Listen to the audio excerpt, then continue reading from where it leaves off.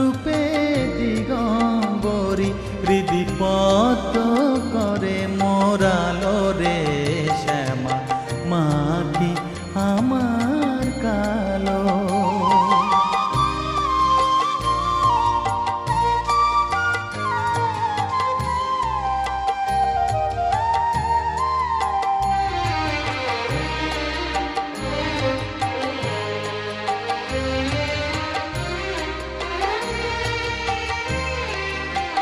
শ্যামা কখনো শ্বেত কখনো পীত কখনো নীল লোহিত রে, কখনো শ্বেত কখনো পীত কখনো নীল লোহিত রে।